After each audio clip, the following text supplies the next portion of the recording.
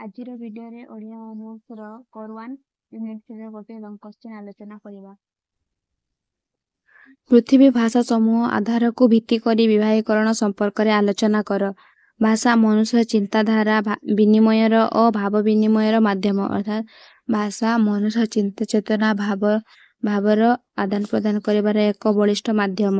ଭାଷା ଏକ ସାମାଜିକ ସମ୍ପତ୍ତି। ଭାଷା ଏକ ସାମାଜିକ ସମ୍ପତ୍ତି କହିବାର ତାତ୍ପର୍ଯ୍ୟ ହେଉଛି ଯେ ଗୋଟେ ଶିଶୁଟି ସମାଜରୁ ତଥା ନିଜ ପରିବାରରୁ ଭାଇ ଭଉଣୀ ଇତ୍ୟାଦିଙ୍କ ଠାରୁ ଭାଷା ଅନୁକରଣ କରି ଶିଖୁଥିବାରୁ ଭାଷାକୁ ଏକ ସାମାଜିକ ସମ୍ପତ୍ତି କୁହାଯାଇଛି। ଭାଷା ଗୋଟିଏ ସାଂସ୍କୃତିକ ପରମ୍ପରା ପ୍ରତିବିମ୍ବ ଓ ପ୍ରଭାବିତ କରେ। ସାଂସ୍କୃତିକ ପରମ୍ପରା ଗୋଟିଏ ଭାଷାକୁ ମଧ୍ୟ ପ୍ରଭାବିତ କରେ। ବିଂଶ ଶତାବ୍ଦୀରୁ ଭାଷା ଅଧ୍ୟୟନ ପାଇଁ ବିଶେଷ ଗୁରୁତ୍ୱାରୋପ ପ୍ରଦାନ କରାଯାଇଛି। ପୃଥିବୀରେ ବହୁ ଭାଷା ପ୍ରଚଳିତ। ଅର୍ଥାତ୍ ପୃଥିବୀରେ ଅସଂଖ୍ୟ ଲୋକ ରହୁଥିବାରୁ ସମସ୍ତଙ୍କର ଭାଷା ଅଲଗା ଅଲଗା ହୋଇଥିବାରୁ ପୃଥିବୀରେ ବହୁ ପ୍ରକାର ଭାଷା ପ୍ରଚଳିତ ବା କଥାବାର୍ତ୍ତା ହୋଇଥାନ୍ତି।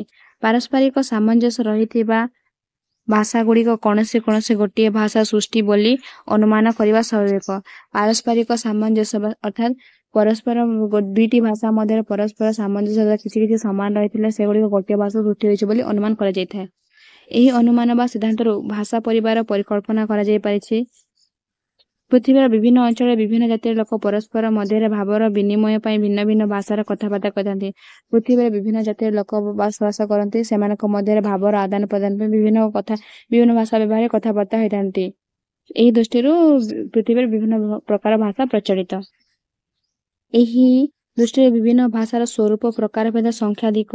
ଭାଷା ବିଜ୍ଞାନୀମାନେ ମତ ଉପସ୍ଥାପନ କରି କହିଛନ୍ତି ଯେ ପୃଥିବୀରେ ପ୍ରାୟ 2796 ଭାଷା ରହିଛି। ଅର୍ଥାତ୍ ଭାଷା ବିଜ୍ଞାନିକମାନଙ୍କ ମତରେ ପୃଥିବୀରେ କେତେ ପ୍ରକାର 2796 ପ୍ରକାର ଭାଷା ରହିଛି ବୋଲି କହିଛନ୍ତି। ଏଇଟା ସମସ୍ତ ସର୍ଟ କ୍ୱେଶ୍ଚିନ୍ ପଡ଼ିପାରେ, ତୁମେମାନେ ମନେ ରଖିବ। ପୃଥିବୀରେ ଅନେକ ଭାଷା ରହିଛି। ସେଥିମଧ୍ୟରୁ ଗୋଟିଏ ଭାଷାରୁ ଭିନ୍ନ ଭିନ୍ନ ଭାଷା ଉପଲବ୍ଧ ହୋଇ ବିଭିନ୍ନ ଦିଗକୁ ପ୍ରସାରିତ ହୋଇଥାଏ। ସାଧାରଣତଃ ଉତ୍ସ ଭାଷାକୁ କୁହାଯାଏ ମୂଳ ଭାଷା ଏବଂ ମୂଳ ଭାଷାର ସୃଷ୍ଟି ଭାଷାକୁ ଶାଖା ଭାଷା କୁହାଯାଏ। ଅର୍ଥାତ୍ ଉତ୍ସ ଭାଷା ଅର୍ଥାତ୍ ଯେଉଁଥିରୁ ବିଭିନ୍ନ ଭାଷା ସୃଷ୍ଟି ହୋଇଥାଏ ତାହାକୁ କୁହାଯାଏ ମୂଳ ଭାଷା ଏବଂ ମୂଳ ଭାଷାରେ ଯେଉଁ ଭାଷା ସବୁ ସୃଷ୍ଟି ହୋଇଥାଏ ତାହାକୁ କୁହାଯାଏ ଶାଖା ଭାଷା। ଅର୍ଥାତ୍ ମୂଳ ଭାଷା ଓ ଶାଖା ଭାଷାକୁ ନେଇ ପୃଥିବୀର ଭାଷା ପରିବାର ଗଠିତ ହୋଇଥାଏ। ମୂଳ ଭାଷାର ବିଭିନ୍ନ ଭାଷା ସୃଷ୍ଟି ହେଲା ତାହାକୁ କୁହାଗଲା ଶାଖା ଭାଷା। ଏହି ମୂଳ ଭାଷା ଓ ଶାଖା ଭାଷାକୁ ନେଇ ହିଁ ପୃଥିବୀର ଭାଷା ପରିବାର ଗଠିତ ହୋଇଛି। ପୃଥିବୀର ଭାଷାକୁ ଭାଷା ବିଜ୍ଞାନୀ ଜାକବ୍ ଗ୍ରାମ୍, ଭାଷା ବିଜ୍ଞାନୀ ରାକ୍ସ, ଫ୍ରାଞ୍ଚ ବୋଫ୍ ଇତ୍ୟାଦି ଅଧ୍ୟୟନ କରି ସାଧାରଣ ସାମ୍ୟ, ଶାବ୍ଦିକ ତୁଳନା, ଧ୍ୱନି ଓ ଅର୍ଥଗତ ସାଦୃଶ୍ୟ, ଐତିହାସିକ ବିବର୍ତ୍ତନ, ବ୍ୟାକରଣଗତ ସମତା ପ୍ରତି ଅଧିକ ଧ୍ୟାନ ଦେଇ ବିଶ୍ୱର ଭାଷା ବିଜ୍ଞାନୀଗଣ ପୃଥିବୀର ଭାଷା ସମୂହକୁ ବିଭିନ୍ନ ଭାଗରେ ବିଭକ୍ତ କରିଛନ୍ତି। ସେଗୁଡ଼ିକ ହେଲା ନିମ୍ନରେ ଦିଆଯାଇଛି। ଏଥିରେ କୁହାଗଲା ଯେ ପୃଥିବୀର ବିଭିନ୍ନ ଭାଷା ବିଜ୍ଞାନୀମାନେ ଭାଷାକୁ ଶାବ୍ଦିକ, ଅର୍ଥଗତ, ଶବ୍ଦ ତୁଳନାରେ ଏବଂ ଧ୍ୱନିଗତ, ଐତିହାସିକ ବିବର୍ତ୍ତନ ଏବଂ ବ୍ୟାକରଣଗତ ଦୃଷ୍ଟିରୁ ବିଭିନ୍ନ ଭାଗରେ ବିଭକ୍ତ କରିଛନ୍ତି। ସେଗୁଡ଼ିକ ଆମେ ନିମ୍ନରେ ଦେଖିବା। ଆକୃତି ଆଧାରେ ଆକୃତିକୁ ଦେଖିକି ଭାଷାକୁ ଦୁଇ ଭାଗରେ ବିଭକ୍ତ କରାଯାଇଛି। ଅଯୋଗାତ୍ମକ ଭାଷା ଆଉ ଯୋଗାତ୍ମକ ଭାଷା। ସେହିପରି ଦେଶଧାରୀ ବା ଦେଶକୁ ଆଧାର କରି ବିଭିନ୍ନ ଦେଶ ରହିଛି। ପୃଥିବୀ ଭିତରେ ବିଭିନ୍ନ ଦେଶ ରହିଛି। ସେହି ଦେଶ ଗୁଡ଼ିକୁ ଆଧାର କରି ବିଭିନ୍ନ ପ୍ରକାର ଭାଷା ରହିଛି। ସେଗୁଡ଼ିକ ହେଲା ଭାରତୀୟ ଭାଷା, ଚୈନିକ ଭାଷା, ତିବ୍ବତୀୟ ଭାଷା, ଜାପାନୀ ଭାଷା, ଆରବିକ ଉକ୍ତ ପ୍ରଭୃତି। ଧର୍ମକୁ ଆଧାର କରି ଧର୍ମଧାରୀ, ଜାବନିକ ଯାହାକି ଇସଲାମୀ ଭାଷା, ଖ୍ରୀଷ୍ଟିଆନ ଭାଷା, ହିନ୍ଦୁ ଭାଷା। କାଳଧାରୀ ପ୍ରାଚୀନ ଭାରତୀୟ ଆର୍ଯ୍ୟ ଭାଷା, ମଧ୍ୟ ଭାରତୀୟ ଆର୍ଯ୍ୟ ଭାଷା, ନବୀନ ଭାରତୀୟ ଆର୍ଯ୍ୟ ଭାଷା, ପଞ୍ଚମ ଶତାବ୍ଦୀର ଭାଷା, ଦଶମ ଶତାବ୍ଦୀର ଭାଷା, ପଞ୍ଚଦଶ ଶତାବ୍ଦୀର ଭାଷା ଆଦି। ପ୍ରଭାବ ଆଧାରୀ ସଂସ୍କୃତ ପ୍ରଭାବିତ ଭାଷା, ଇଂରାଜୀ ପ୍ରଭାବିତ ଭାଷା, ଫରାସୀ ପ୍ରଭାବିତ ଭାଷା, ଦ୍ରାବିଡ଼ ପ୍ରଭାବିତ ଭାଷା ଇତ୍ୟାଦି। ଓଡ଼ିଶାରେ ବା ଭାରତ ଦେଶ ସ୍ୱାଧୀନ ହେବା ପୂର୍ବରୁ ବିଭିନ୍ନ ଇଂରେଜମାନେ ବିଭିନ୍ନ ଦେଶ ବିଦେଶରୁ ଆସି ଆମ ଦେଶକୁ ଶାସନ କରୁଥିବାରୁ ସେ ଆମ ଦେଶରେ ବିଭିନ୍ନ ପ୍ରକାର ଭାଷା ବା ଆମ ସାହିତ୍ୟରେ ବିଭିନ୍ନ ପ୍ରକାର ଭାଷାର ପ୍ରଭାବ ପଡ଼ିଥିବା ଦେଖାଯାଏ। ସେଇଥି ଦୃଷ୍ଟିରୁ ଆମର ସଂସ୍କୃତ ଭାଷା ଆର୍ଯ୍ୟମାନେ ଆସିବା ବେଳେ ଥିଲେ, ଇଂରାଜୀମାନେ ଆସିବା ବେଳେ ଇଂରେଜୀ ଭାଷା, ଫରାସୀମାନେ ଆସିବାରୁ ଫରାସୀ ଭାଷା, ଦ୍ରାବିଡ଼ମାନେ ଆସିଥିଲେ ସେତେବେଳେ ଦ୍ରାବିଡ଼ ଭାଷା ପ୍ରଭାବିତ ହେବାର ଦେଖାଯାଇଥିଲା। ମହାଦେଶ ଧରି ଏସିଆ ଭାଷା ଗୋଷ୍ଠୀ, ୟୁରୋପୀୟ ଭାଷା ଗୋଷ୍ଠୀ, ଆଫ୍ରିକୀୟ ଭାଷା ଗୋଷ୍ଠୀ, ଆମେରିକୀୟ ଭାଷା ଗୋଷ୍ଠୀ, ଅଷ୍ଟ୍ରେଲୀୟ ଭାଷା ଗୋଷ୍ଠୀ ଇତ୍ୟାଦି। ପାରିବାରିକ ଆଧାରୀ ଭାଷା ଗୁଡ଼ିକ ହେଲା ଇଣ୍ଡୋ ୟୁରୋପୀୟ ପରିବାର, ଏକାକ୍ଷରୀ ପରିବାର, ହେମିଟିକ୍ ପରିବାର, ସେମିଟିକ୍ ପରିବାର, ଦ୍ରାବିଡ଼ ପରିବାର, କକେସିଆନ ପରିବାର, ୟୁରାଲ ଆଲ୍ଟାଇଜ୍ ପରିବାର, ଅଷ୍ଟ୍ରିକ୍ ପରିବାର, ତିବ୍ବତୀ ଦୈନିକ ପରିବାର, ବାଣ୍ଟୁ ପରିବାର, ବ୍ରୁସମ୍ୟାନ୍ ପରିବାର, ସୁଦାନ ପରିବାର, ଆମେରିକାନ ପରିବାର, ହିଟାଇଟ୍ ଭାଷା ପରିବାର, ସୁଦୂର ଉତ୍ତରସ୍ଥ ଭାଷା ପରିବାର, ଶ୍ରେଣୀଭୁକ୍ତ ହୋଇନଥିବା ଭାଷା ପରିବାର ଇତ୍ୟାଦି ପରିବାର ଆଧାରରେ ଏହିସବୁ ଭାଷା ଗୁଡ଼ିକ ବିଭାଗୀକରଣ କରାଯାଇଛି। ଏବେ ଆମେ ଏହି ସବୁ ଯେତେ ବିଭିନ୍ନ ଭାଗରେ ଭାଗ କରାଯାଇଛି ସେଗୁଡ଼ିକୁ ଆମେ ଗୋଟିଏ ଗୋଟିଏ ଆଲୋଚନା କରିବା। ଆକୃତିଗତ ଆଧାରକୁ ଇଂରାଜୀରେ ମର୍ଫୋଲୋଜିକାଲ, ଟାଇପୋଲୋଜିକାଲ କୁହାଯାଏ। ଏହାକୁ ଆକୃତି ଆଧାରରେ ଯେଉଁ ବିଭାଗୀକରଣ କୁହାଯାଏ ତାକୁ କ'ଣ କ'ଣ କୁହାଯାଏ? ମର୍ଫୋଲୋଜିକାଲ, ଟାଇପିକାଲ ଆଉ ଟାଇପୋଲୋଜିକାଲ। ଅବଶ୍ୟ ସୂକ୍ଷ୍ମ ଦୃଷ୍ଟି ଦେଖିଲେ ଏମାନଙ୍କ ଭିତରେ କିଛି ପ୍ରଭେଦ ରହିଛି। ବର୍ଗୀକରଣ ରୂପ ବିଜ୍ଞାନ ଉପରେ ଆଧାରିତ। ଏହାର ବିଭାଗୀକରଣ ବା ବର୍ଗୀକରଣ ଯେଉଁ ବିଭିନ୍ନ ଭାଗରେ ବିଭାଗ କରାଯାଇଛି ସେ ସବୁ ବିଜ୍ଞାନ ଉପରେ ଆଧାର କରି ବିଭକ୍ତ କରାଯାଇଛି। ତେଣୁ ଏହାକୁ ରୂପଗତ, ରୂପାଶ୍ରିତ, ପଦାତ୍ମକ, ପଦାଶ୍ରିତ ବର୍ଗୀକରଣ ମଧ୍ୟ କୁହାଯାଏ। ସର୍ବପ୍ରଥମେ ଅଷ୍ଟାଦଶ ଶତାବ୍ଦୀରେ ଭାଷାବିତ୍ ଫନ୍ ହାମଲଟ୍ ଶବ୍ଦମାନଙ୍କର ଆକୃତି ଦୃଷ୍ଟିରୁ ଭାଷାମାନଙ୍କୁ ତିନିଟି ବିଭାଗରେ ବିଭକ୍ତ କରିଥିଲେ। ଏହା ତମେ ମାନେ ମନେ ରଖିବ। ସର୍ବପ୍ରଥମେ କିଏ କରିଥିଲେ ଆଉ କେବେ କରିଥିଲେ ଆଉ କେତେ ଭାଗରେ ମଧ୍ୟ କରିଥିଲେ? କିଏ କରିଥିଲେ? ଆମର ଭାଷାବିତ୍ ଫନ୍ ହାମଲଟ୍ ପ୍ରଥମେ ଅଷ୍ଟାଦଶ ଶତାବ୍ଦୀରେ କରିଥିଲେ। କେତେ ଭାଗରେ କରିଥିଲେ? 3 ଭାଗରେ। କ'ଣ କ'ଣ? ଅଯୋଗାତ୍ମକ, ସଂଯୋଗାତ୍ମକ, ଅବିଶ୍ଳେଷାତ୍ମକ ବା ଅଶ୍ଳିଷ୍ଟ ଯୋଗାତ୍ମକ ଭାଷା। ମାତ୍ର 19 ଶତାବ୍ଦୀରେ ଐତିହାସିକ ଭାଷାତତ୍ତ୍ୱର ଅଧ୍ୟୟନ ବେଳେ ଜର୍ମାନ ଭାଷାବିତ୍ ଅଗଷ୍ଟ ଫନ୍ ସ୍ଲୋଗଲ ଭାଷାକୁ ଅଯୋଗାତ୍ମକ, ସଂଯୋଗାତ୍ମକ ଏହି ଦୁଇ ଶ୍ରେଣୀରେ ବିଭକ୍ତ କରି ଯେଉଁ ବୈଜ୍ଞାନିକ ଆଲୋଚନା କଲେ ତାହା ଏ ପର୍ଯ୍ୟନ୍ତ ପ୍ରଭାବ ବିସ୍ତାର କରି ଆସିଛନ୍ତି। ପ୍ରଥମେ ଅଷ୍ଟାଦଶ ଶତାବ୍ଦୀରେ ହେଇଥିଲା। ପୁନର୍ବାର ପୁଣି ଜର୍ମାନର ଜଣେ ଭାଷା ବିଜ୍ଞାନୀ ଏହି ଭାଷାକୁ 2 ଭାଗରେ ବିଭକ୍ତ କଲେ, ସଂଯୋଗାତ୍ମକ ଓ ଅଯୋଗାତ୍ମକ। ଏହି ଦୁଇଟି ଭାଷା ବର୍ତ୍ତମାନ ପର୍ଯ୍ୟନ୍ତ ପ୍ରଭାବ ବିସ୍ତାର କରିଛି ବୋଲି କୁହାଯାଉଛି।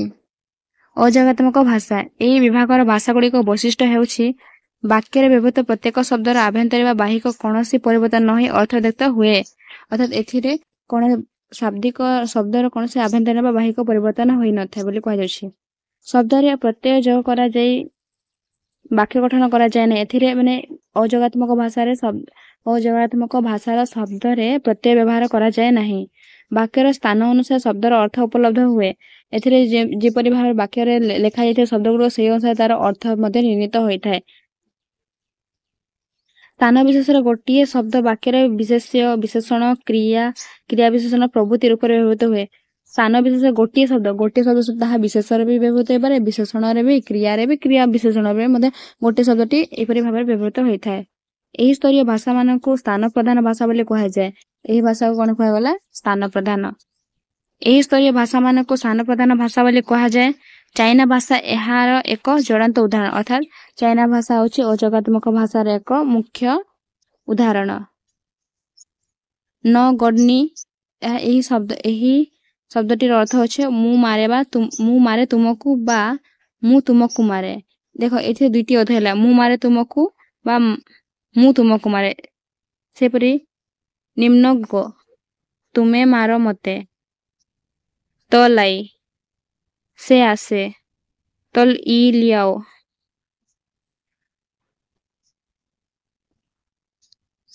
ସେ ଆସିଲା। ଏଥିରେ ଦେଖା ଯେ ଶବ୍ଦମାନଙ୍କର ସଂସ୍ଥାନରୁ ଅର୍ଥ ପ୍ରକାଶ ପାଏ। ସ୍ୱର ଭିନ୍ନତା ଯୋଗୁଁ ଗୋଟିଏ ଅକ୍ଷର ଅର୍ଥ ଭିନ୍ନତା ହୁଏ। ଏଥିରେ ଯେପରି ଉଚ୍ଚାରଣ ହେଉଛି ସେହିପରି ଏହାର ଅର୍ଥ ମଧ୍ୟ ଭିନ୍ନ ହୋଇଥାଏ। ଅର୍ଥଯୁକ୍ତ ଶବ୍ଦକୁ ଅଧିକ ସ୍ପଷ୍ଟ କରିବା ପାଇଁ ଅର୍ଥହୀନ ଶବ୍ଦର ପ୍ରୟୋଗ କରାଯାଏ। କ୍ରିୟାରେ କାଳସୂଚକ ଭେଦ ନାହିଁ। ଏଥିରେ ଯେଉଁ କ୍ରିୟା ସବୁ ବ୍ୟବହାର କରାଯାଇଥାଏ ସେଥିରେ କାଳସୂଚକ କେଉଁ କାଳରେ, ବର୍ତ୍ତମାନ, ଭବିଷ୍ୟତ କି ଅତୀତ ସେ କାଳର ସୂଚନା ମିଳିନଥାଏ। କାଳର ଭେଦ ଦେଖାଇବା ପାଇଁ ଅନ୍ୟ କ୍ରିୟାକୁ ଯୋଗ କରାଯାଏ।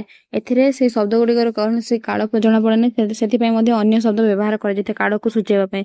ଗୋଟିଏ ଶବ୍ଦର ଅନେକ ଅର୍ଥ ଥାଏ। ନିର୍ଦ୍ଦିଷ୍ଟ ଅର୍ଥକୁ ସ୍ପଷ୍ଟ କରିବା ପାଇଁ ଅର୍ଥହୀନ ଶବ୍ଦର ପ୍ରୟୋଗ କରାଯାଇଥାଏ। ଏବେ ଆମେ ଦେଖିବା ସଂଯୋଗାତ୍ମକ। ଏହି ଭାଷାରେ ବାକ୍ୟ ମଧ୍ୟ ବ୍ୟବହୃତ ଶବ୍ଦମାନଙ୍କର ଅର୍ଥ ଓ ପାରସ୍ପରିକ ସମ୍ପର୍କ ସେମାନଙ୍କ ସ୍ଥାନକ୍ରମକୁ ବୁଝାଏ ନାହିଁ, ବରଂ ସେମାନଙ୍କ ଶବ୍ଦର ରୂପକୁ ଜଣାଇଥାଏ। ଏଥିରେ କହିଲା ଦେଖ, ସେଥିରେ ଅଯୋଗାତ୍ମକ ଭାଷାରେ କୁହାଯାଉଥିଲା ସେମାନେ ସ୍ଥାନ ଅନୁସାରେ ତାର ଶବ୍ଦର ଅର୍ଥ ପ୍ରକାଶିତ ହୋଇଥାଏ, କିନ୍ତୁ ଏଠାରେ ଶବ୍ଦର ରୂପ ଅନୁସାରେ ଆଉ ପାରସ୍ପରିକ ସମ୍ପର୍କ ରହିଥିବାରୁ ଏହାର ଅର୍ଥ ନିର୍ଣ୍ଣିତ ହୋଇଥାଏ। ଶବ୍ଦର ରୂପ ବେଳେ ପ୍ରତିପାଦିକରେ ବିଭିନ୍ନ ପ୍ରତ୍ୟୟ ଯୋଗ କରାଯାଇ ପ୍ରତିପାଦିତ ରୂପକୁ ପରିବର୍ତ୍ତିତ କରାଯାଇଥାଏ। ପ୍ରତିପାଦିକ ଓ ପ୍ରତ୍ୟୟର ମିଳନର ମିଶ୍ରଣ କୁହାଯାଏ। जो प्रतिपादिक और प्रत्यय मिलन होता ताको मिश्रण कहुए।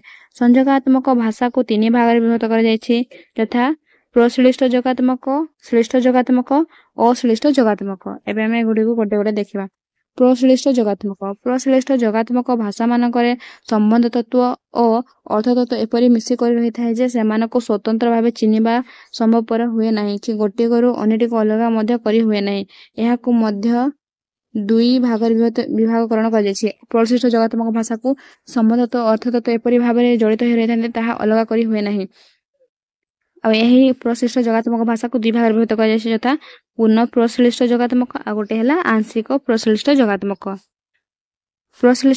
पूर्ण प्रश्लिष्ट जोगात्मक ए प्रकार भाषा मानकर अर्थ तत्व संबंध तत्व एपरि प्रश्लिष्ट गोटिए संपूर्ण वाक्य थिबा अनेक शब्द गोटिए शब्द परिणत हो जाती। एठारे ग्रीनलैंडीय भाषा को उदाहरण निया जाय पारे। एथिरे प्रश्लिष्ट जोगात्मक भाषा रे गोटिए शब्द एपरि भाबरे गोटिए वाक्य एपरि भाबरे गोटिए शब्द रे परिणत हो जाय जेपरि कि ग्रीनलैंडीय भाषा रे गोटे कहै छै औरिसर जहार अर्थ होचे माछ मारिबा।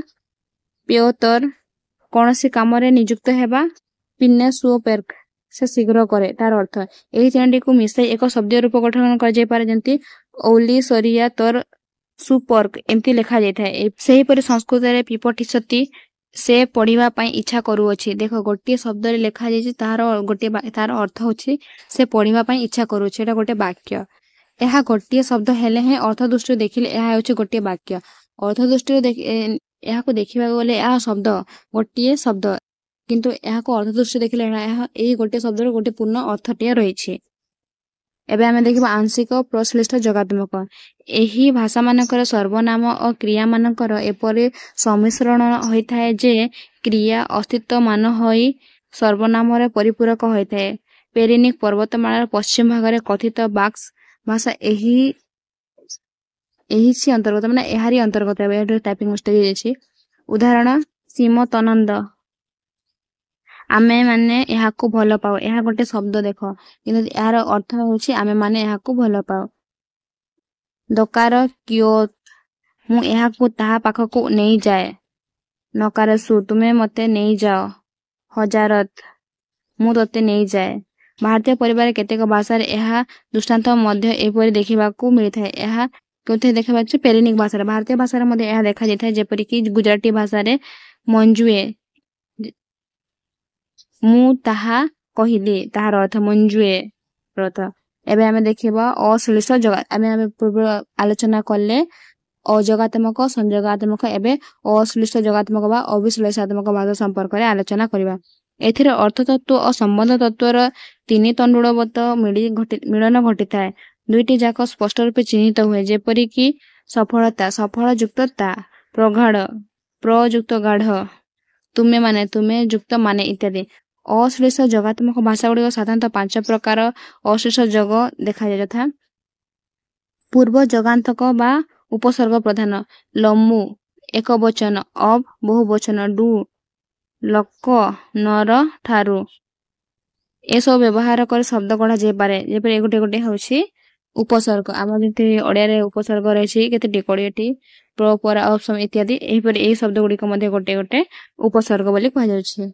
मध्य जोगात्मक एही भाषा मानकर संबंध तत्व दुईटी अक्षर मध्य रे जंजा जाय थाए जोड़ा जाय थाए। टाइपिंग मिस्टेक हो जाय जोड़ा जाय थाए। सांताली भाषा जेपरि मझी मुखुआ लोक मांपोझी अनेक मुखुआ लोक बोली कह जाय थाए। पूर्वांत जोगात्मक भाषा एही भाषा मानकर संबंध तो आद्य और प्रांत उभय स्तर व्यवहृत हुए। आद्य रे माने आरंभ रे और प्रांत बा शेष रे व्यवहृत है। न्यू गिनी रो मकर भाषा रे मुव सुनिबा अर्थ रे जी मुव गो मु तोर कथा सुने एमती व्यवहार हो जाय थाए। अंत जोगात्मक बा शेष रे जे शब्द रे जोगाते अंत जोगात्मक बोली कह जाय। एही भाषा मानकर संबंध द्वारा केवल शेष रे जोग कर जाय थाए। जेमती तुर्की भाषा रे एच एच तो घर एचलर माने केतेक घर एनलर इस मोर केबे घर प्रभृति मोर केबे बा एठी केते हेबो। आंशिक जोगात्मक एही श्रेणी भाषा गुड़िक वास्तवतः जोगात्मक और अजोगात्मक भाषार मध्यवर्गी। एथिरे जोगात्मक और अजोगात्मक दुई श्रेणी भाषार लक्षण देखा मिले। जापान न्यूजीलैंड रे प्रचलित केतेक भाषा एही श्रेणी अंतर्भुक्त। ଏହି ରୂପଟି ଦେଖାଯାଇଥାଏ ନ୍ୟୁଜିଲାଣ୍ଡୀୟ ଭାଷା ଆଉ ଜାପାନ ଭାଷାରେ। ଏବେ ଆମେ ଦେଖିବା ଶ୍ରେଷ୍ଠ ଯୋଗାତ୍ମକ ଭାଷା। ଏହି ବର୍ଗୀୟ ଭାଷାମାନଙ୍କରେ ଅର୍ଥତତ୍ତ୍ୱ ସଙ୍ଗରେ ସମ୍ବନ୍ଧ ତତ୍ତ୍ୱ ମିଶିବା ଫଳରେ ଅର୍ଥତତ୍ତ୍ୱ ଅନୁସାରେ କେତେକ ପରିବର୍ତ୍ତନ ଆସିଥାଏ, କିନ୍ତୁ ସମ୍ବନ୍ଧ ତତ୍ତ୍ୱ ସତ୍ତା ଏଥିରେ ସ୍ପଷ୍ଟ ରହିଥାଏ। ଇଣ୍ଡୋ ୟୁରୋପୀୟ ସେମିଟିକ୍ ହେମିଟିକ୍ ପରିବାର ଭାଷାଗୁଡ଼ିକ ଏହି ଶ୍ରେଣୀ ଅନ୍ତର୍ଭୁକ୍ତ। ଏହାକୁ ମଧ୍ୟ ଦୁଇ ଭାଗରେ ବିଭାଜନ କରାଯାଇପାରେ, ଯଥା ଅନ୍ତର୍ମୁଖୀ ଆଉ ବହୁମୁଖୀ। ଆଜିର ଭିଡ଼ିଓରେ ଆମେ ଆକୃତି ଆଧାରିତ ଭାଷା ଗୁଡ଼ିକ ଦେଖିଲେ। ପରବର୍ତ୍ତୀ ଭିଡ଼ିଓରେ ଆମେ ଦେଖିବା ମହାଦେଶଧାରୀ ଆଉ ବିଭିନ୍ନ ଯେତେ ଗୁଡ଼ିଏ ରହିଛି ସେସବୁ ସମ୍ପର୍କରେ ଆମେ ଗୋଟେ ଗୋଟେ କରି ଆଲୋଚନା କରିବା। ଆଜି ଆମେ ଆକୃତି ଆଧାରିତ ଭାଷା ସମ୍ପର୍କରେ ଆଲୋଚନା କଲେ। ପରବର୍ତ୍ତୀ ଭିଡ଼ିଓରେ ପୁଣି ଆମେ ଦେଖା ହେବା।